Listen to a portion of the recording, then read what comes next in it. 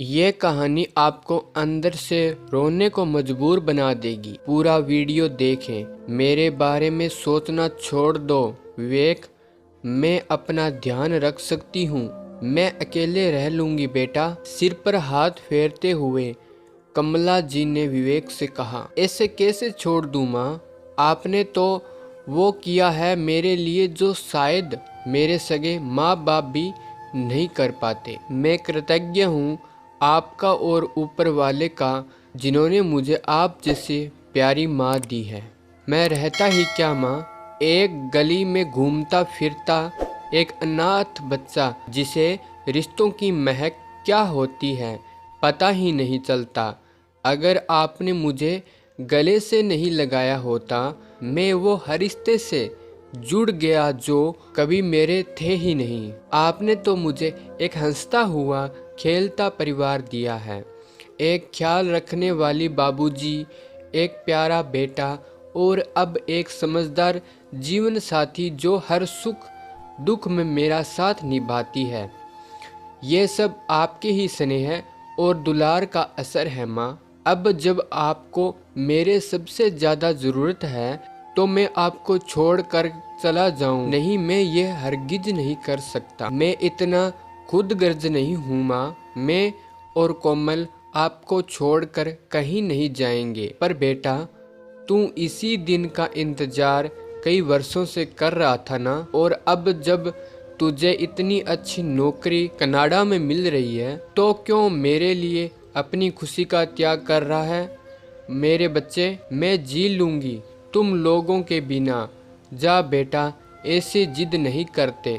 जिंदगी में ऐसा मौका बार बार नहीं आता। इतनी बड़ी कंपनी में तुझे एरिया मैनेजर का पद दे रहे हैं और तू उसे ऐसे ही जाने दे रहा है। मेरे दिल नहीं मानता बेटा विवेक।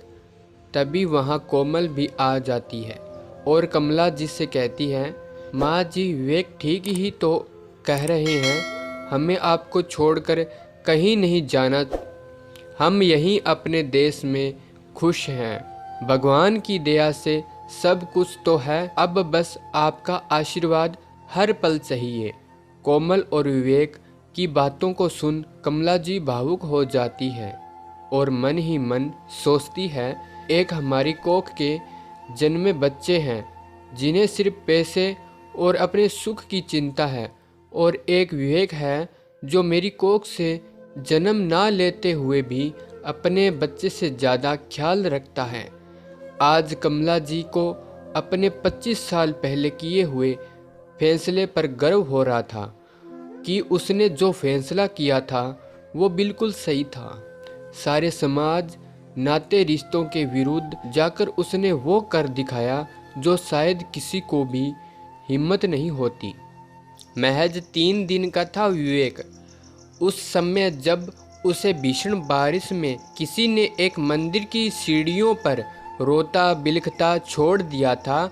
उस भीषण बारिश की रात में जब कमला जी अपने पति के साथ मंदिर के रास्ते अपने घर की तरफ जा रही थी, तभी उनकी नज़र उस मासूम बच्चे पर पड़ी जो ज़ोर ज़ोर से रो रहा था।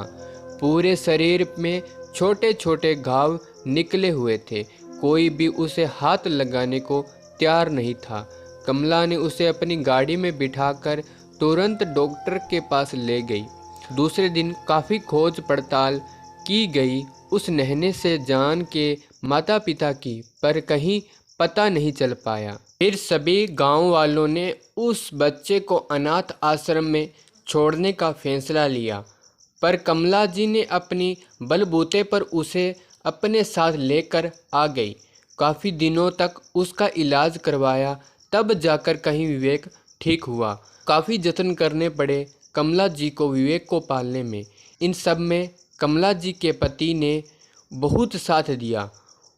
उनकी वजह से ही तो कमला जी ने अपने सभी बच्चों को एक सा प्यार और दुलार दे पाई, और विवेक को वो हर सुख दिया जो उन्होंने अपने दोनों बच्चों को दिया। पर आज कमला जी के दोनों बच्चे विदेश में जाकर बस गए। उन्हें रति भर अपनी माँ की चिंता नहीं रही, पर विवेक माँ के लिए तो अपनी जान भी न्यौछावर करने को तैयार था। जब बाबूजी इस दुनिया से विदा हुए तब से विवेक ने कभी कमला जी को अकेला नहीं छोड़ा और आज भी उसका फैसला वही था, जिसे सुनकर कमला जी अंदर ही अंदर खुश होती है और उन्हें गर्व होता है अपने इस पुत्र पर जो निस्वार्थ भाव से अपने बेटे होने का फर्ज बखूबी निभा रहा है। कमला जी के मना करने पर विवेक अपने देश में अपनी माँ की ममता की छाँव में अपनी पूरी जिंदगी बिताता है।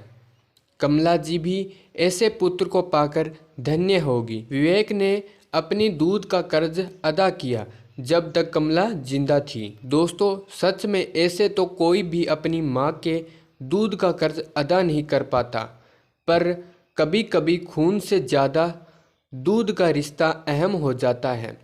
दोस्तों, ऐसी और वीडियो देखने के लिए प्लीज़ हमारे YouTube चैनल को सब्सक्राइब और इस वीडियो को लाइक और अपने दोस्तों के साथ शेयर ज़रूर करें।